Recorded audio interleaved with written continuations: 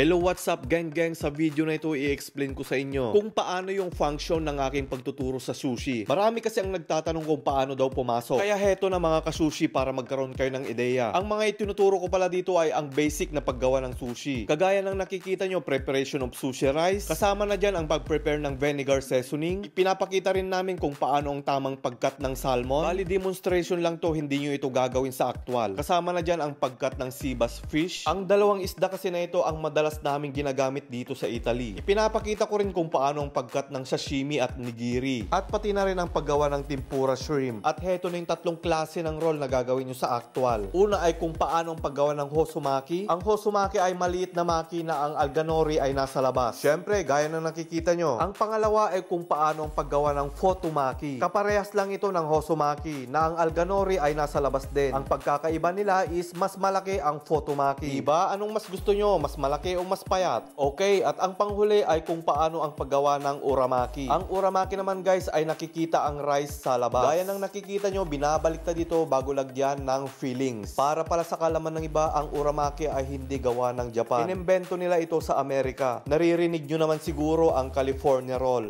At syempre, dagdag kaalaman na rin. Ito naman ay ang unang inimbento na sushi, ang nigiri. Ang sushi naman ay naimbento sa Tokyo, Japan. 17th centuries nang nakakalipas. Back tayo to the main topic. Hayun nga, pagkatapos kong ma-demonstrate ang lahat, maghahanda muna kami ng mga sushi na kakainin ng mga estudyante. At pagkatapos ng lunch break, finally, doon na mag-uumpisa ang actual ng mga estudyante. Ang kurso pala na ito ay nagtatagal ng 5 oras. May coffee break at lunch break. Sa mga nagtatanong, ang bayad pala dito ay 100 euro kada isang tao. Kapag dalawa naman kayo o yung tinatawag na kopya, 90 euro ang isa. At take note, hindi kasama dito ang certification. Ang certification kasi ay para lang sa mga gustong mag-master. Kung hindi ako nagkakamali, 50 hours na magti-training mismo sa trabaho namin. Tatapusin mo yung 50 hours. Depende sa'yo kung ilang oras ang gusto mo kada araw. Yung bayad naman doon ay i-private message nyo na lang ako dahil hindi ko ito pwedeng sabihin sa public. At sa mga interesado naman, kung gusto nyo ay ipapasa ko na lang kayo direkta sa aming mga